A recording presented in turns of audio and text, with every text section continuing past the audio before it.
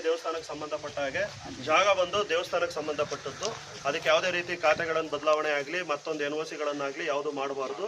ಈ ಬಗ್ಗೆ ಸಾರ್ವಜನಿಕರಿಗೆ ಅರಿವು ಮೂಡಿಸಬೇಕು. ಅಲ್ಲಿ ಯಾವುದೇ ನಿವೇಶನವನ್ನು ಖರೀದಿ ಮಾಡಬಾರ್ದು ಅಂತೇಳಿ ನಾನೊಂದು ಮನವಿಯನ್ನು ಕಳಿಸ್ಕೊಟ್ಟಿದ್ದೆ.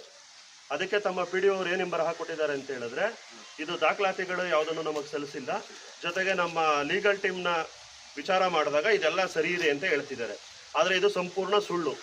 ಆ ಕಾರಣಕ್ಕೋಸ್ಕರನೇ ಇವತ್ತಿಲ್ಲಿ ಭೇಟಿ ಮಾಡ್ತಿದ್ದೀವಿ.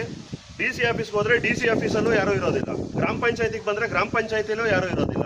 ಅಂದರೆ ಈ ವಿಷಯ ಸರಿ ಇದೆ ಅನ್ನೋ ಕಾರಣಕ್ಕೆ ನೀವೆಲ್ಲರೂ ಓದಿಸ್ಕೊತಿದ್ದೀರಾ ಅಂತೇಳಿ ಶ್ರೀರಾಮ್ ಸೇನೆ ಮತ್ತು ದಲಿತ ಸಂಘಟನೆ ಆರೋಪ ಮಾಡುತ್ತೆ.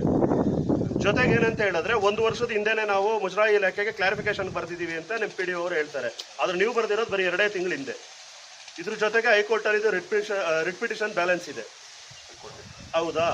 ಜೊತೆಗೆ 106 ಜನ ಸಾರ್ವಜನಿಕರು ಈ ಸಂಬಂಧ ದೂರನ್ನು ಸಹ ಕೊಟ್ಟಿದ್ದಾರೆ. ಇಷ್ಟಾದರೂ ನಿಮಗೆ ಖಾತೆ ಮಾಡ್ಲಿಕ್ಕೆ ಏನು ಅರ್ಜೆಂಟು? ಯಾಕೆ ಖಾತೆ ಮಾಡಬೇಕು? ಅಧಿಕೃತ ದಾಖಲಾತಿಗಳನ್ನು ಕೊಟ್ಟು ತಮಗೆ ಖಾತೆಗೆ ಸಲ್ಲಿಸಿದ್ರೆ ವರ್ಷಗಟ್ಟಲೆ ಪೆಂಡಿಂಗ್ ಇಡ್ತೀರಾ. ಈ ಬೋಗಸ್ ದಾಖಲಾತಿಗಳ ಆಧಾರದ ಮೇಲೆ ನಿಮಗೆ ಖಾತೆ ಮಾಡುವಂಥ ಅರ್ಜೆನ್ಸಿ ಏನಿದೆ ಗ್ರಾಮ ಪಂಚಾಯತಿಗೆ? ಈ ಕೂಡಲೇ ಇದು ಮುಜರಾಯಿ ಇಲಾಖೆಯಲ್ಲಿ ಕ್ಲಾರಿಫೈ ಆಗಬೇಕು.